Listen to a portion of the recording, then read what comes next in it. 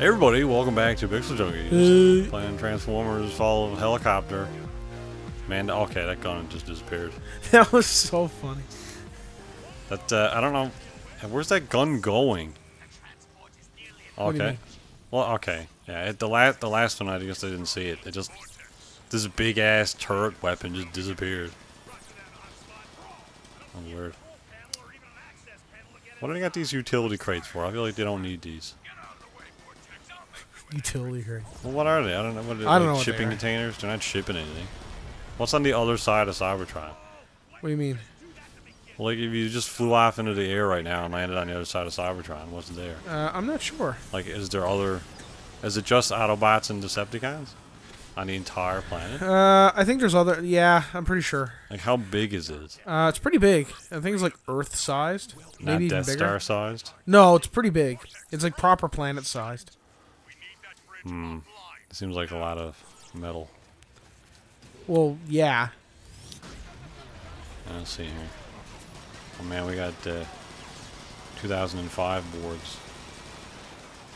How big is Cybertron? I'm so not looking forward to the next fucking movie. Then, oh yeah. Well, I don't know. I mean, I'm not gonna go see it anyway, so I don't care. I'm probably gonna go see it. Just because you're stupid. Yeah, just so I can complain about it. Which is a shitty reason to go see a movie. Like, you're just giving Michael Bay another excuse to make another one of these fucking things. Yeah, but it's gonna make $1 billion anyway. That's true. It's not Adam's ticket that's selling it here. But does anybody like these movies anymore? Have you talked to anybody who said, like... I talked to people who say, you know, like, yeah, the first one wasn't bad. You know, it's not a great movie by any stretch yeah, of the first one was imagination. okay. Yeah, that's most people's consensus. But then, like, they used to, what about the other ones? Like, no, they suck. Have you ever talked to somebody who's, like adamantly, like, no, I'm really like these Transformers Unicron is a moon of Cybertron? movies. His head is. Oh.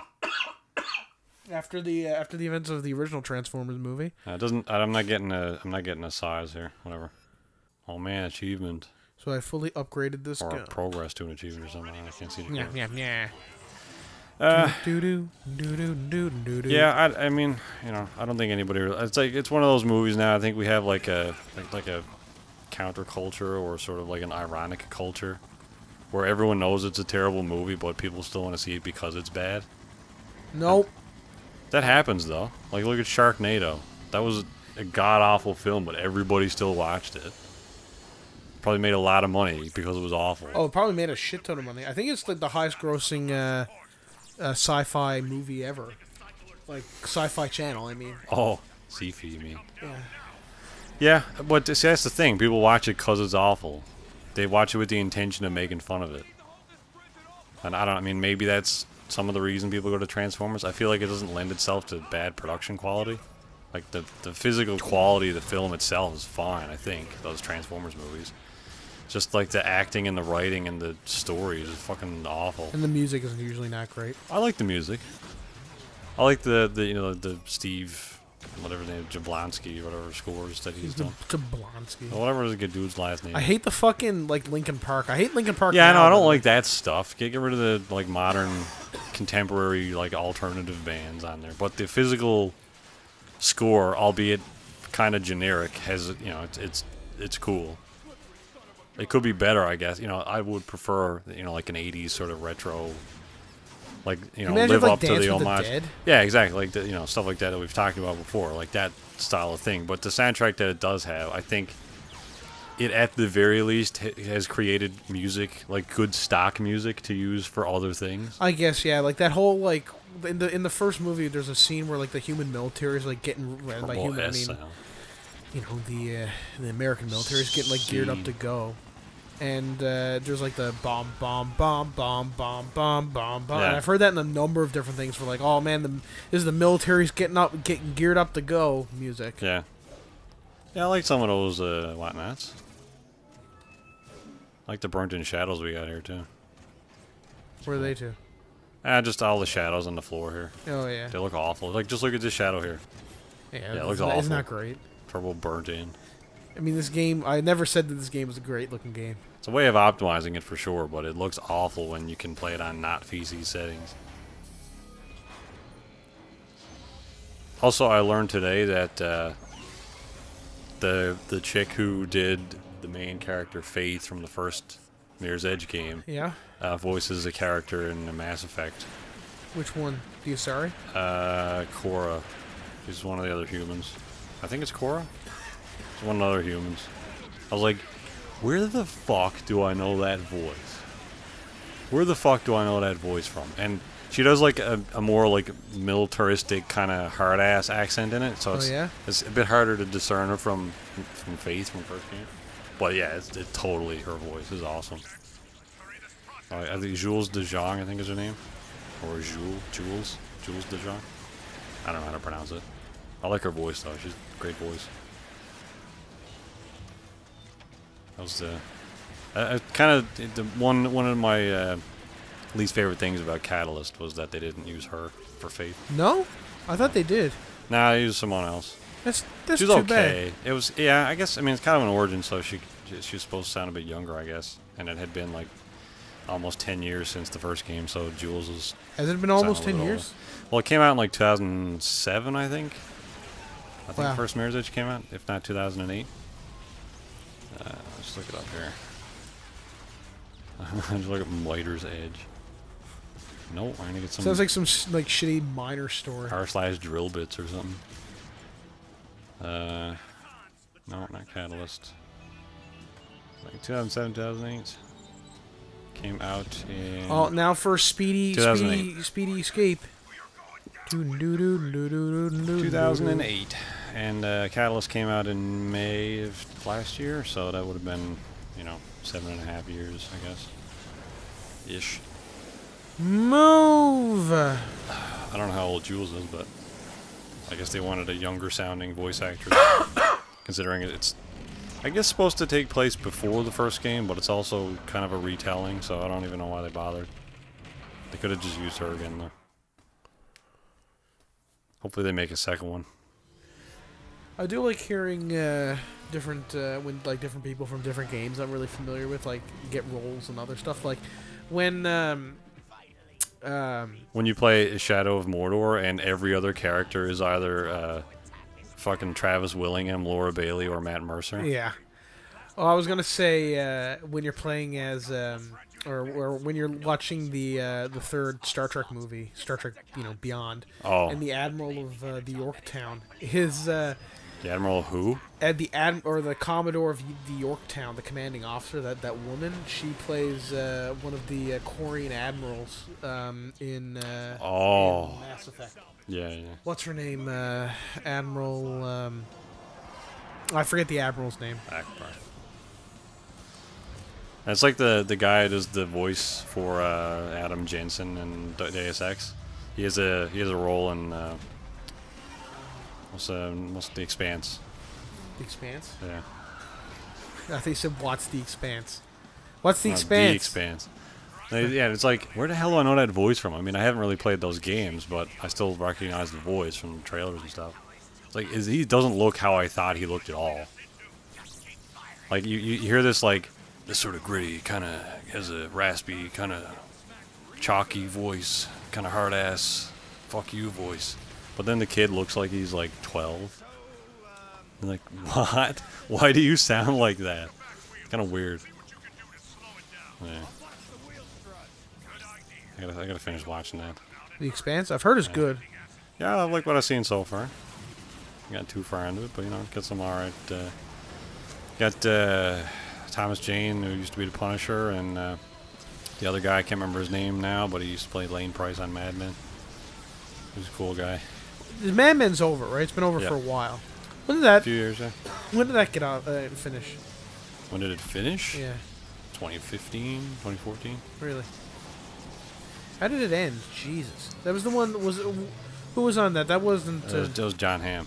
Not John Hamm. The other guy. The girl. Not. Was it Christina Hendricks? January Jones. Christina Hendricks. Yeah, she's on that.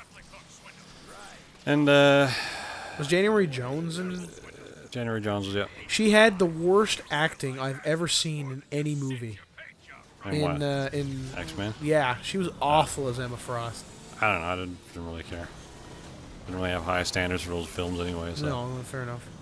We're gonna go see Logan tomorrow. And this is we're obviously recording this like way. Yeah, this is like the first time in a long time where we've pre-recorded like a lot of content out of order. Yeah. Because like there'll be videos shot after this that come out long before this video does. And we haven't done that in a long time. Usually it's all in order.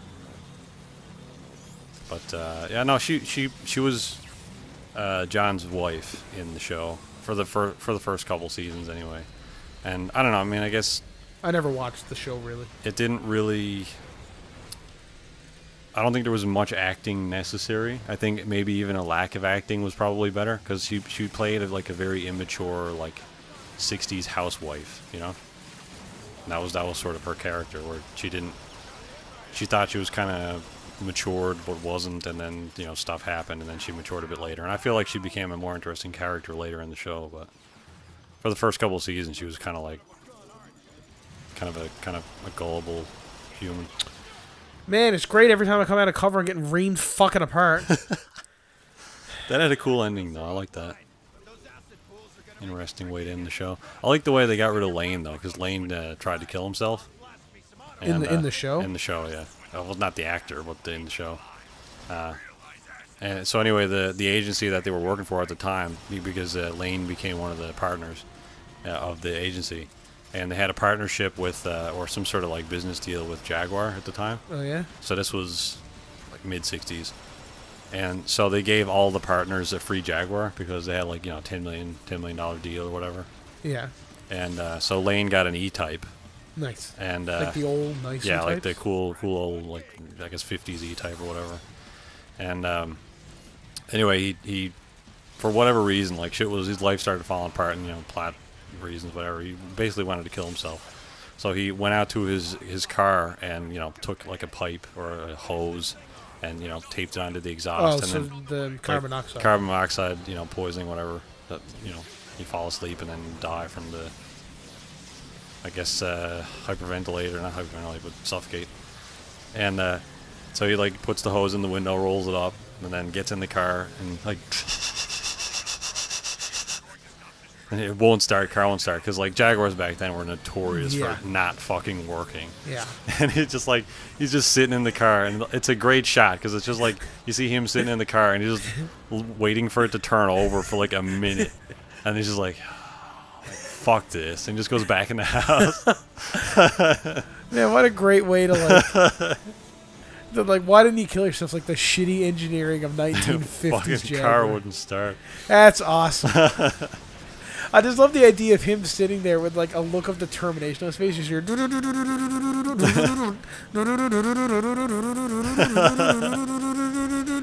and he gets really hopeful and it's like,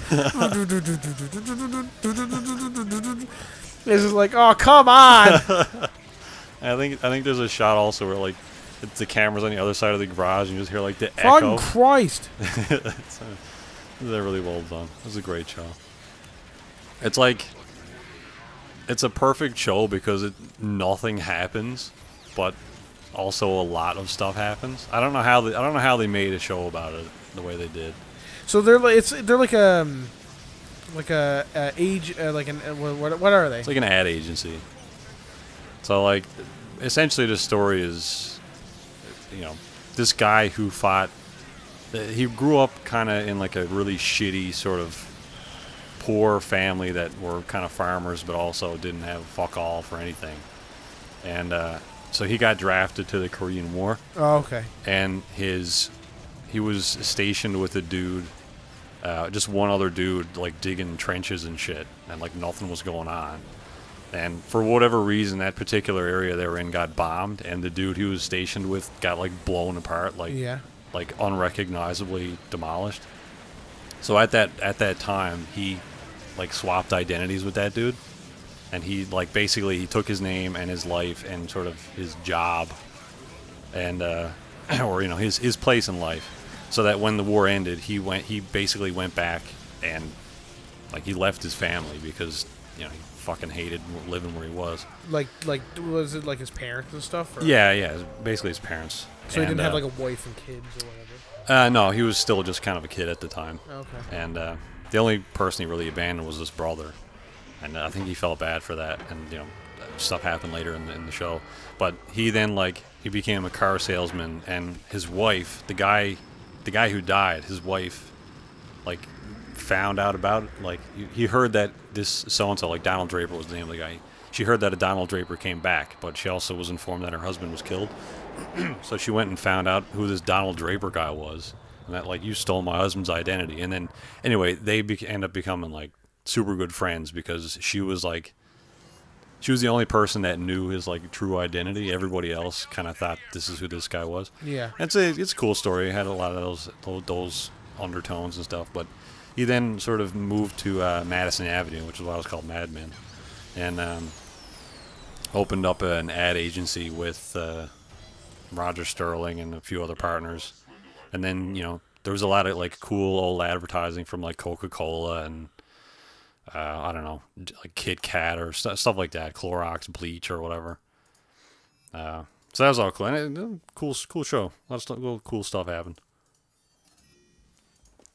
Kind of missed it. Had a great ending though. I think it's probably because when you get a lot of those TV shows, they have terrible endings. Yeah. Did you know the Charlie Brown Christmas special? Yes. So did you know that was originally, sponsored by Coca-Cola, and that was kind of the whole point of the whole point of the short was that it was supposed to is the over I don't know if you remember it very well, but like the central message is the over commercialization of Christmas. Yeah. Which is ironic considering that Coca-Cola sponsored the whole thing. And NBC, because what happened is Coca-Cola contacted the Peanuts. The Peanuts was drawn by a guy called Schultz. Schultz? I don't know. Yeah. I can't remember his name. Anyway, the contacted the Peanuts creator's agent. So Schultz's agent, they say, hey, we're interested in sponsoring a Christmas like cartoon special. Are you interested in it? And he said, well, actually. Are you interested in making one? It's like, actually, you're calling just in time. We're actually in the process of making a Christmas special right now. It's called a Charlie Brown Christmas. We would love to have you as a sponsor. And they're like, great. And then, so the agent hangs up the phone and then immediately calls Schultz and is like, hey, what do you think of a Charlie Brown Christmas? And he's like, well, what the hell's a Charlie Brown Christmas? He's like, that's the animated movie that you're now going to write and draw. And so that was in the end of August.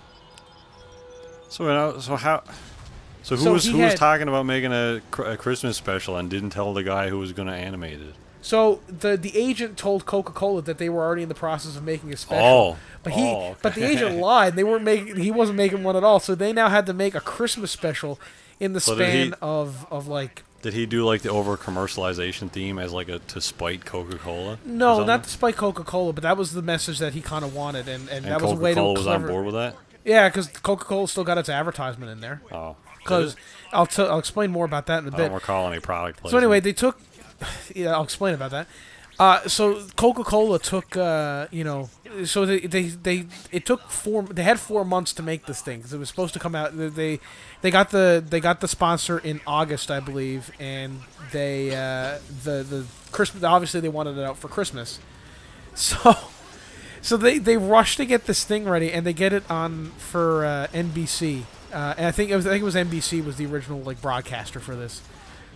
And anyway, it's a mess. And when they show because 4 months, not a lot of time to make an animated movie, despite what a lot of people would have you believe. And not in Charlie Brown animation. Yeah. Well, no, even Charlie Brown animation was different. Do that in an afternoon. So anyway, they showed it to the studio, and the studio, like a week before it was supposed to go up, the studio hated it. The studio was like, this is the worst fucking piece of shit ever. They're like, first off, you have kids as the you have kids playing the kids. That's the worst voice acting ever. And the voice acting in Charlie Brown is very earnest. If you remember, I don't know if you remember that. Yeah, so was that like the first animated thing they did, or what?